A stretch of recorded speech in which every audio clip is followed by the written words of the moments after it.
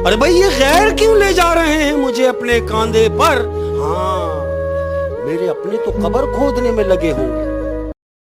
ये इस शायर ने कितना खूब कहा है। 16 आना की बात बताइए कि जिन आचार्य और शंकराचार्यों को हम सर्वोधारी मान रहे हैं, अपने पलकों पर बिठाए बैठे हैं, असल में ये सनातन की जड़ें खोदने वाले हैं, ये सनातन को डुबाने वाले हैं। शास्त्र विरुद्ध साधना ये सनातन को दे रहे हैं, और सनातन सोच रहा है कि हमारा सनातन का उभार कर रहे हैं। ये उभार नहीं कर रहे हैं, ये सनातन का पतन कर रहे हैं। ये अनिरुद्धाचार्य का ये कारनामे देख लीजिएगा। देखिए, नहीं, लोग कहते हैं राधा नहीं है, तो राधा जी का जिक्र तो कई जगह है। राधा पदवाच्य वधू, इसका अर्थ संकेतक हो या लक्ष्यार्थ हो और गंगार्थ हो, इन तीनों अभिधावृत्तियों के द्वारा राधा शब्द एक भी जगह भागवत में नहीं है। इसलिए ऐसा है, नाश मत करिए।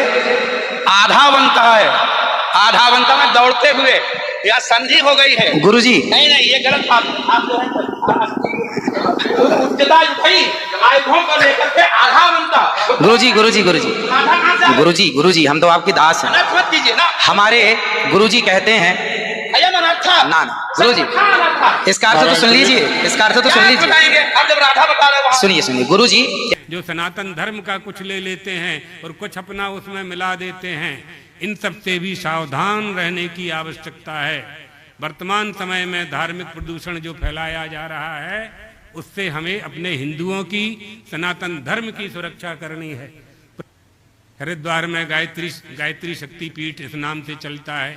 तमाम गायत्री यज्ञ करते हैं, अशास्त्रीय यज्ञ कोई विधि नहीं। इसी तरह से सनातन की जड़ें खोदने वाला एक ग्रुप और है, जो जिसको गायत्री परिवार कहा जाता है, शांति कुंज हरिद्वार। वो गायत्री मंत्र देते हैं, जो यजुर्वेद अध्याय 36 का मंत्र नंबर 3 है। तो ये शास्त्रों के विरुद्ध साधना है, क्योंकि ये जो मंत्र है, पूर्ण ब्रह्म की स्तुति है इसमें, लेकिन इसमें मंत्र जोड़ के इसको शास्त्र विरुद्ध बना दिया। ये कभी हो नहीं सकता। ये शास्त्र ये सनातन को डुबाने का काम है। आपको दिखाऊं, ये यजुर्वेद रखा हमारे पास, देखो इस कारनामे इनके।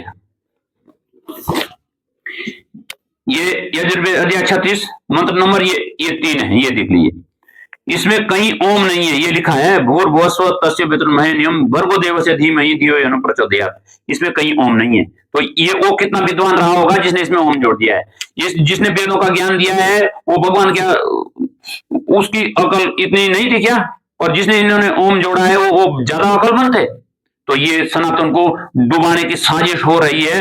सनातन भाइयों, अब आपको सतर्क रहने की जरूरत है। इसमें सनातन को डुबाने के लिए पूरा जोर शोर हो रहा है। नकली धर्म गुरुओं का बाढ़ सा आ गया इस धरती में, तो सावधान होने की जरूरत। इसलिए द्वारिका पीठाधीश्वर जी ने ये स्पष्ट कहा है कि ये जड़ें खोद रहे हैं हमारे सनातन की, इनसे सावधान रहने की जरूरत है। और इन सनातन को एकजुट होने की जरूरत है और शास्त्र अनुकूल आने की जरूरत है।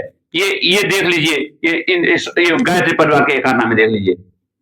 एक इस्कॉन वाले हैं, आप लोगों को ऐसा लगता है कि हरे राम कीर्तन करके ये बड़ी जागृति पैदा कर रहे हैं। बड़ा षड्यंत्र है। इसी तरह से ये षड्यंत्र कर रहे हैं। धर्म का चोला ओढ़ करके इस्कॉन वाले भी सनातन धर्म को वो कभी हिंदू नहीं कहते। आपका रुपया बटोर बटोर करके भेज रहे हैं वहां। बहुत बड़ा खेला हो रहा है। इस खेला से अपनी रक्षा करना है ना। शिरडी साईं बाबा का आपने सुन ही रखा है, हमारे गुरु महाराज ने ये मुद्दा उठाया था। ये सब सनातन धर्म को पतन की ओर ले जाने का प्रयास कर रहे हैं। इनके ये जो सनातन की जड़ें खोदने वाले, इनका तो आपने देख लिया हाल। ये सनातन को की जड़ें खोद के कैसे सनातन को खत्म करने की साजिश कर रहे हैं। अब सनातन को उभारने वाली, पुनः आदि सनातन की स्थापना करने के लिए जो कर रहे हैं काम, सदगुरु रामपाल जी महाराज ये दोबारा सनातन की स्थापना कर रहे हैं। इनका ज्ञान देख लीजिए, कैसे शास्त्रों से प्रमाणित करके दिखा रहे हैं, जिससे हमारा सनातन का पुनरुत्थान होगा। ये देख लीजिएगा। तो शास्त्र अनुकूल साधना इस विश्व में इस दास रामपाल दास के अतिरिक्त कहीं पर भी उपलब्ध नहीं है। इसको चाहे आप अभिमान समझना या तत्व ज्ञान समझना, अभिमान तो वो व्यक्ति किया करता जिसकी अपनी कोई खोज हो।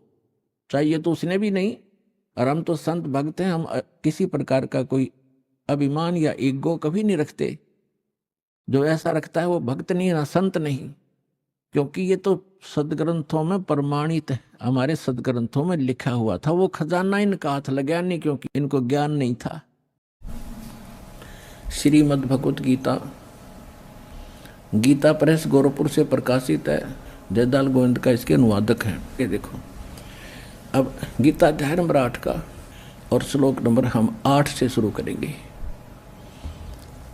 परमं पुरुषम दिव्यम अभ्यास योग युक्तेन चेतसा न अन्य गामिना। परमं पुरुषम दिव्यम, उस दिव्य परम पुरुष यानी परम अक्षर ब्रह्म को याति पार्थ अनुचिंतन, उसके सिमरण से उसको प्राप्त होते हैं। इनका अनुवाद भी बहुत कुछ ठीक है। 8वें अध्याय का 8वां श्लोक। हे पार्थ, यह नियम है परमेश्वर के, गीता ज्ञानदाता से अन्य है वो, अध्ययन नहीं, अभ्यास योग युक्तेन, यानी जो मंत्र वो तत्वदर्शी संत देगा 3 नाम का, ओम तत् सत। ओम तो सीधा ही सरपुरुष ब्रह्म का है, तत् और सत ये सांकेतिक है। ओम और तत् मिलकर ये 2 अक्षर का सतनाम बनता है। वो तत् सांकेतिक है, जो आपको प्राप्त है उनको खूब पता है। और सतयु आदि नाम है, ये अलग मंत्र है। जो सार नाम प्राप्त है उन पुण्यात्माओं को खूब ज्ञान है। तो यहाँ ये स्पष्ट कह रहा है कि उस मंत्र के अभ्यास से, ये योग न ध्यान का इसमें मतलब है नहीं, ये तो हठ योग को ध्यान मानते नहीं। इसका संस्कृत मूल पाठ क्या कह रहा है देखिए, अभ्यास योग युक्तेन, ध्यान नहीं, अभ्यास यानी उस नाम के सुमरण की युक्ति से, उससे लगन से, दूसरी ओर न जाने वाले मन से, यानी किसी और भक्ति में फिर कति ढान नहीं जावे, केवल वही भक्ति करे निश्चित से। अनुचिंतन, निरंतर चिंतन करता हुआ परम दिव्यम पुरुषम याति है। परम पुरुष, परम दिव्य पुरुष यानी उस परम दिव्य परमेश्वर को प्राप्त होता है। गीता ज्ञान दाता से अन्य है वो परम अक्षर ब्रह्म, और वो सच्चिदानंद घन ब्रह्म जिसका 3 मंत्र का जाप है, उसको प्राप्ति कर, उसकी शरण में जाने को गीता ज्ञान दाता कह रहा है। अब आगे देखो, 8वें अध्याय का 9वां श्लोक हम फिर पढ़ेंगे। 8वां तो पढ़ लिया, 9वें फिर इसमें परमात्मा का नाम भी लिखा है, लेकिन ये विषय अलग हो जाएगा, अब यहाँ करेंगे। जो कवियम सर्वे कर दिया, कवियम ये लिखना था, जो कबीर देव है अनादि, सबके नियंत्रता, सूक्ष्म से भी अति सूक्ष्म, सबके धारण पोषण करने वाले, अचिंत स्वरूप और सूर्य के सदृश चेतन। अब देखो, हे निराकार बताओ भगवान ने, और इसमें लिखा को तो सूर्य जैसा है, सूर्य का निराकार है, तो ऐसे परमात्मा 100 प्रकाशित तो उसका शरीर सूर्य के सदृश नित्य चेतन प्रकाश, अविद्या से अति परे, सच्चिदानंद घन परमेश्वर का जो श्रवण करता है। 9वां हो लिया, 10वां पढ़ेंगे। वह भक्ति युक्त पुरुष, यानी उस परमात्मा की भक्ति करने वाला, योग बल से, यानी भक्ति की साधना के बल से, उसकी शक्ति से भ्रकुटी में के मध्यम में प्राणों को अच्छी प्रकार स्थापित करके फिर निश्चल मन से श्रवण करता हुआ उस तत्तम या उस अज्ञान अंधकार में छुपे हुए उस परमात्मा के दिव्यम परमम पुरुषम, परम अक्षर ब्रह्म को, उस दिव्य परम पुरुष को गीता ज्ञान दाता से अन्य को ही प्राप्त होता है। आ गया समझ में? है। अब ये किसके शरण में जाने को कह रहा गीता ज्ञान दाता? कि उस परम अक्षर ब्रह्म की शरण में जा। और वो परम अक्षर ब्रह्म कौन है? अनंत कोट ब्रह्मांड का एक रति नहीं भारे, सतगुरु पुरुष कबीर हैं ये कुल के सृजनहारे। वो कौन कबीर? हम सुल्तानी नानक तारे, दादू को उपदेश दिया, जात दुलाहा भेद न पाया, वो कैसी मोह कबीर हुआ। He is God, Kabir is the weaver name of God. वो कबीर दुलाहा है उस परमात्मा का नाम।